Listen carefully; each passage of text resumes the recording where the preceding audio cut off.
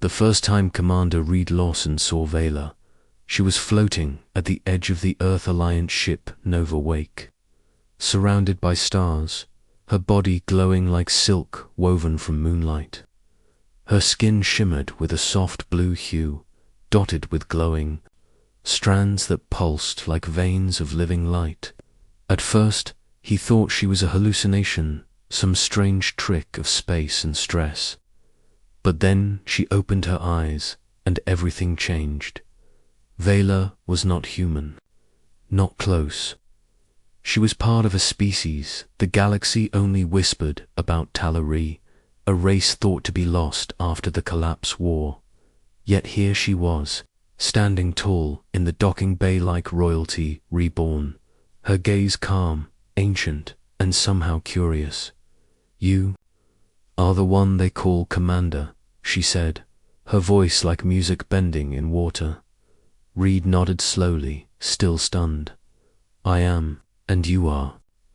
"I am Vela, former High Emissary of the Talari Council. Now, I am just a seeker." The rest of the crew stood frozen behind him. Protocol demanded 100 questions, a scan, a call to command. But Reed couldn't find the words. He saw the way she looked at him like he was something she had never seen before and couldn't look away from. She walked forward, her feet never quite touching the ground. "Your ship emitted a distress signal." Reed blinked. "No, we didn't." Her brow lifted. "Strange. Then why are you here?" On the edge of the dead zone, Reed felt the truth crawl over his skin. "We were tracking energy patterns, old tech signatures. We thought they were from before the collapse. You found us instead," she said. Her glow dimmed slightly, not out of fear, but something more. Intimate, thoughtful, curious. That night, Vela joined the crew in the observation chamber. She didn't speak often, but when she did, it was always to Reed. She asked questions about Earth, how humans built cities, why they sang songs, what it felt like to dance. "You're not what I expected," she told him softly. "Your species burns so bright. You live fast, love fast, and yet you remember everything." Reed looked out at the stars. "Most of the time, we try to forget." Vela tilted her head. "That's what makes you dangerous and beautiful." Their mission should have ended with discovery. They should have returned to the council with reports and samples. But each day, Vela stayed longer. Each night, her questions became less about Earth and more about Reed. "Why do you lead them?" she asked once, as they shared a moment over cold tea. "Because someone has to," he replied. "That's not an answer," Reed sighed. "Because I've lost people, and I don't want to lose more." Vela watched him quietly, then reached out with her glowing fingers and gently touched his hand. It was the first time her skin had touched his. Warmth spread up his arm like an electric wave. "You carry them all with you," she whispered. Their silence said more than words. Later, when the ship's power mysteriously flickered and one of the crew discovered that the Nova Wake had been drawn into a slowly forming gravitic well, Vela's glow turned sharp. "You should not be here," she warned. "This zone is not dead. It is dormant." Reed stared at the star map. "What does that mean?" She looked at him with something that might have been fear or something deeper. "It means it is waking." The ship's AI began to report strange signals. Ancient languages buried in the static. The patterns mirrored the same symbols Vela had etched on the walls of her chambers. Reed confronted her. "Are you the reason we're trapped here?" She didn't flinch. "No, but I may be the reason you survive." And then she said something no one expected. "I will help you return. I will save your crew. But when I do, I will ask you for one thing." Reed frowned. anything. She stepped closer, her glow softening into a deep lavender. When this is done, I want to marry you, human. The control room fell into silence. Reed laughed, unsure if it was a joke. That's not funny. Vela didn't laugh. Talari do not choose lightly. We bond only once, and for eternity. I have seen enough. I choose you. His breath caught in his chest. Why? He asked. Vela's glow brightened with something soft and radiant. Because your kind creates light from chaos, and I am tired of the dark. The hum of the ship filled the silence between them. In that moment, nothing made sense, yet everything did, and Reed realized. Maybe he had already started choosing her to Reed. Couldn't sleep. Vela's words kept repeating in his head, like a song stuck between stars. I want to marry you, human. It wasn't just bold, it was impossible. He didn't know her, she wasn't even human, and yet, somehow, he felt like he had known her forever. The next morning, the Nova Wake systems continued acting strangely. Lights flickered, gravity wobbled. One of the crew, Leanne, reported faint whisper-like frequencies in the comms, repeating rhythmic pulses that mimicked breathing. Whatever we woke up, Leanne muttered, it knows we're here. Reed called a meeting, but Vela was already in the control bay. Her fingers floated across the holographic interface like she had built it herself. Data unfolded in patterns none of the crew could read, but she could. Easily, you said, the zone was dormant, Reed said as he entered. But it's not anymore, is it? Vela's glow pulsed softly. It's listening. It has been for some time. My presence accelerated its attention. He stepped closer. So you lied? No, she said calmly. I withheld what you weren't ready to understand. Reed frowned. Try me. Vela turned to face him fully. This area of space is a scar left behind by the Talari's last war. We built something here, long ago. A sentient construct designed to defend. And to judge, it was abandoned. We believed it would fade. But it adapted, it evolved, and now it waits. For what? She looked at him, the glow in her eyes steady and sad. For a choice outside, the stars trembled. The gravitic pull increased again, and alarms flickered to life. But Vela remained still. I can guide your ship out, she said, but it will require me to interface directly with the beacon, the thing you call the well. Reed hesitated. Is that dangerous? She smiled. Only if I do it alone. No, he said quickly, stepping toward her. You're not doing this without help. Vela's head tilted. Then you truly are what I hoped. He narrowed his eyes. And what exactly did you hope for? She stepped close, her voice soft. A partner, a human brave enough to understand. That connection is stronger than species. That choice is stronger than fear. That love, even across stars, is still love. Reed swallowed hard. He had seen comrades fall. He had faced radiation storms and mercenary raids. But nothing unnerved him more than the idea that this alien woman, this luminous, poised, otherworldly being meant what she said, and that she might be right when they reached the core of the ship. The interface chamber hummed with energy. The lights dimmed to a soft blue. The walls had grown warm, alive, like they were breathing. Vela placed her hand on the central control column. You'll need to keep me grounded. This machine, it speaks not in words, but in memory and emotion. If I slip too far in, I may forget who I am. Reed stepped beside her. Then I'll remind you. Her glow pulsed warmly. Promise, I swear. She leaned her forehead gently against his. Then I am ready. Light flared around them. The chamber shook.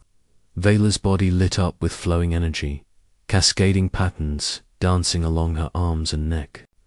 Her hair floated weightless, as if she were underwater. She spoke in Talari now, her voice layered like multiple echoes. Reed held onto her hand tightly, whispering soft things, memories of Earth, of stars, of the taste of coffee and the feel of rain, things she had never known but wanted to. Through it all, he felt her pulse weaken. Her voice faded. Her glow dimmed. Vela, stay with me, he said through gritted teeth. I see everything, she whispered. So much time, so much sorrow. It chose silence to protect itself, but it's lonely. It's ready to listen now. The beacon flared, the ship shook, and then, just as suddenly, everything stilled. The interface dimmed, the pressure vanished, and Vela collapsed forward into Reed's arms. She blinked slowly, her glow faint but alive. I told it that humanity was worth saving. Reed laughed, holding her close. You could have just told me that over dinner. She looked up at him, her eyes glowing faintly. You still haven't answered. He smiled, heart pounding. Ask me again when we're safe. Vela's glow brightened softly. I will, and I'll only ask once. As the Nova Wake drifted away from the edge of the dead zone, no longer trapped, no longer hunted, Reed stood at the viewport with Vela beside him. Whatever came next, he knew one thing. He didn't want to face the stars without her. The Nova Wake floated through a corridor of starlight, finally free from the gravitational snare that had nearly claimed them. Systems came back online, one by one, and the ship breathed again like a creature shaken awake from a deep, cold sleep. But Reed wasn't celebrating. Not yet. Not until he was sure she was okay. Vela hadn't spoken much since she collapsed from the beacon interface. Her body still glowed, but faintly like the last light of a dying star. She rested in the ship's medical bay, surrounded by curious tech she barely needed. Her biology healed differently. She didn't need tubes or injections. What she needed was peace, and maybe him. Reed sat beside her, elbows on his knees, watching every flicker of her glow. He didn't know what scared him more, losing her, or realizing how much he already needed her to stay. When she finally opened her eyes, they shimmered like melted crystal. You stayed, she whispered. Of course, he said, swallowing hard. You've scared the hell out of me. She smiled weakly. I told you the beacon speaks in memories. It showed me yours. He blinked. Mine, yes, she said. I saw your childhood. The first time you flew. The face of the friend you lost in the asteroid breach. The night you cried alone in your cabin and told no one. Reed stiffened. That wasn't for anyone else to see. Vela touched his hand gently. It was already written in you. The beacon just helped me read it. He tried to look away. Her eyes held too much understanding. I didn't think I still carried all that, he admitted. You do, she said. But it doesn't make you weak. It makes you whole. He let out a breath he didn't realize he'd been holding. And what did you show it? Vela hesitated. Her glow shifted gently, the colors cooling like twilight. I showed it the truth, she said, that we are not so different, that your species doesn't destroy everything it touches. Sometimes it heals. Silence fell between them. The hum of the ship, the soft pulse of the monitor, the distant chatter of the crew, none of it reached where they sat. You risked everything, Reed said. Why? Vela looked into his eyes. Because I believed in something, in someone. He felt the words building in his chest before they left his lips. I believe in you too. Her glow brightened. Then answer me. Reed raised an eyebrow. Not yet, she said softly, but soon. The crew didn't fully understand what happened, and Reed didn't offer explanations. The gravitic field, the beacon, the way. Vela's voice had calmed the AI when it panicked. They just filed it under first contact and didn't ask questions. Leanne approached Red quietly on the upper deck. So, she's staying. Reed looked toward the medbay window, where Vela now stood, watching the stars. She's not going back, he said. There's nothing left for her out there, and for you. Reed smiled faintly. I think I'm just starting to figure that out. Later that night, Vela found him in the observation chamber again. He stood alone, leaning on the railing, staring at the starfield like it might offer him answers. She walked up beside him, not saying a word at first, just watching. It's strange, she finally said. The universe is so wide, so cold, and yet, standing next to you, I feel like I've come home. He looked at her, truly looked. She wasn't just beautiful, she was 1,000 contradictions. Sharp yet soft, alien but deeply familiar. A creature of logic who had chosen him not with data, but with heart. He reached out, brushing her hand gently. I never believed in fate, and now I believe in you. Her glow pulsed gently between their fingers. Then I'll ask just once more, what must I do to marry you, human? Reed's heart beat once, loud in his ears. You already did it, he said. She tilted her head, confused. You showed me who I was, he continued. You walked into the darkness and lit it up. That's what love does. You didn't save the ship, Vela. You saved me. Her eyes shimmered. Then what happens now? She whispered. He smiled and took her hand.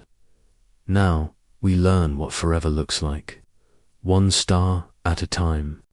And as the stars turned slowly around them, Vela leaned into him not as a queen, not as a savior, but simply as the one who chose him. The days that followed were quiet, but not empty. With the ship out of danger and the anomalies sealed behind them, the crew of the Nova Wake resumed their routine. Systems were checked, logs updated, reports filed. It all felt normal to normal, almost after nearly being consumed by an ancient intelligence. But for Reed, nothing would ever feel quite the same again. Vela stayed on board, though she wasn't bound by duty or mission. She had no orders, no fleet, no world waiting for her. When asked, she simply said, I've already chosen where I belong. Reed found himself watching her when he thought she wouldn't notice how she studied human tools with curiosity, how she moved like she belonged even when she didn't know how to ask where to sit. She adjusted quickly, too quickly, as if her mind could absorb the shape of this new world and weave herself into it with grace alone. One evening, as the crew drifted into off-duty hours, Reed found her alone in the engine bay. She was standing in front of a cracked mirror panel, gently touching her own reflection. You don't look so alien now, he said softly from the doorway. Vela turned, her glow gentle. That is not true. I always look alien. But I no longer feel it. He stepped inside, because of me. She shook her head, because of choice. You gave me one. Reed walked closer, leaning against the railing beside her. You asked to marry me, he said quietly. Most humans would need months, maybe years for something like that. Vela tilted her head. Talari don't count time in cycles. We count in certainty. When we know, and you're sure about me. She stepped close enough that her glow touched his chest. I have touched the mind of your species. I have seen what humans are capable of, both light and shadow. And still, I choose you. His throat tightened. I'm not perfect, he said. I'm not even stable half the time. Vela smiled faintly. Perfection is not love. It is control. You are human, beautifully chaotic, wounded, and yet still reaching. That is what I want. Not a perfect mate, but a real one. Silence wrapped around them like a warm blanket. Then, gently, she reached up and placed her fingers over his lips. May I? She asked, her voice just above a whisper. Reed nodded slowly. Vela leaned forward and kissed him. It wasn't a test. It wasn't curiosity. It was soft, knowing, certain. Her glow brightened against his skin, and the cold metal room suddenly felt warm with breath and life and something deeper than words. When they pulled apart, Reed stared into her eyes, searching for what had just happened. That wasn't protocol. He said, no, she agreed. It was a promise. They stood there, quietly breathing in the same space, the same moment, not needing anything more. The next day, a message from Earth Central Command arrived. A new mission directive, a recall, orders to return home. Reed knew what it meant, debriefings, scientists' questions, and once they saw Vela, she would become property classified, studied, maybe even locked away. He sat in the captain's chair, staring at the blinking message. Lian approached slowly. You gonna tell her? He asked. Reed didn't answer right away. Later, in her quarters, Vela sat cross-legged on the floor, meditating beside a small projection of her now-dead homeworld. Reed entered quietly, but she opened her eyes before he spoke. They've called us back, he said. I know, she replied calmly. You do. She nodded. Your human command systems send pulses ahead of their own messages. I felt them. Reed stepped closer. They're going to want you. Vela's expression remained unreadable. Let them want. You could go into hiding, he said. We could take a side route, fake a systems failure. But Vela stood slowly and crossed the room to him. I don't run, Reed. I never have. He nodded. Then I'll stand beside you. Her glow pulsed, warm and resolute. And when they ask you why you kept me, why you didn't report me as a potential threat, what will you say? Reed reached out, took her hand, and smiled. I'll tell them the truth, he said. You're not a threat. You're the best damn thing that's ever happened to this crew and to me. Vela stepped closer. Then let them come. Whatever the test is, I already passed. And as they stood facing the stars again, closer than they'd ever been, Reed knew that whatever came next, interrogation, exile, or war, he wouldn't face it alone, because Vela wasn't just someone who chose him. She was someone who would fight for him. The return to Earth was nothing short of a storm. As the Nova Wake touched down in the orbital docking ring above the planet, Reed felt the weight pressing into his chest, not from gravity, but from expectation. He knew the moment the opened, they'd be met with questions, scans, suits, orders, and worst of all, people who'd see Vela not as someone, but as something. Vela stood beside him in the airlock chamber, cloaked in a neutral robe, her glow dimmed to its softest pulse. She looked calm, serene even, but Reed knew her well enough now to read the flicker of tension in her eyes. They will try to separate us, she said quietly. I won't let them. She looked up at him. They'll use words like procedure and security. They will call it protocol. But I will know it is fear. Reed reached out, gently taking her hand. Then let them fear. You're not a threat. You're the reason we're alive. When the doors opened, the command team was already waiting. Uniforms, questions, cold voices.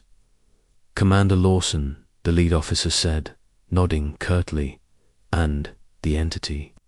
She has a name, Reed said sharply. Her name is Vela. The officer gave him a look. She need to be transported for biological evaluation. She's not cargo. She's not human. She's my fiancée. The silence that followed was explosive. Reed didn't flinch. He just stood taller. The officer blinked, as if calculating how to respond. That's irregular. So is surviving an ancient alien beacon and sealing a galactic anomaly, Reed replied. We've made it through worse, together. She's not going into a lab. She's coming with me. From behind the guards, a figure stepped forward, an older woman in civilian black, her badge marked with the Earth Science Council insignia. I've read your logs, Commander, she said. The beacon, the energy field, the sentient AI, and this union you claim to have formed. I don't claim it, Reed said. It's real. She looked at Vela. Why him? Vela's eyes glowed softly. Because he never once tried to control me, not even when I was at my weakest. He offered me trust, not chains. The woman studied them both for a long moment. Then she turned to the officer. Let them pass. But ma'am, I said, let them pass. The guard stepped aside. As Reed led Vela through the corridor, he leaned toward her. Did you know that was going to happen? No, she said, smiling faintly. But I hoped. Weeks passed. The world didn't end. Humanity didn't fall. Vela was studied by choice, not force. She taught them about the Talari, about the beacon, about the ancient mistake that nearly unmade a galaxy. But more importantly, she showed them that not every alien visitor came with fire. She came with questions and love. Reed took her to see Earth from the ground. He showed her rain, forests, music, cities that never slept, and oceans that breathed with storms. She danced in the snow, cried the first time she saw a baby laugh, and stood in stunned silence under a lightning storm. This world, she whispered once, her glow reflecting the rain, it lives so loudly. He took her hand. That's what it means to be human. And finally, on a quiet night beneath a sky full of unfamiliar stars, she asked the question one last time. No ceremony, no fear, just the two of them beneath the infinite dark. What must I do to marry you, human? Reed smiled. You already did it, he said. You chose me when you could have walked away. She stepped closer. Then, let me stay. He pulled her into his arms. You're already home. Months later, the Earth Council declared her an official ambassador, the first of her kind to ever be recognized as more than just a guest. And when the day came for the wedding, it was small, quiet, personal. There were no grand halls or galactic parades, just friends. Laughter, vows spoken beneath stars. She wore a simple woven wrap, her glow pulsing with joy. He wore the same flight jacket from the day they met, patched and frayed at the edges. They didn't promise perfection. They promised truth, growth, and love that could survive the vacuum of space and the crush of fear. As she took his hand, her voice a quiet whisper only he could hear, she said, I may not belong to Earth, but I belong to you. And Reed smiled. because he finally understood what belonging truly meant. Not flags, not borders, just two souls, alien and human, choosing each other again and again and again. The end.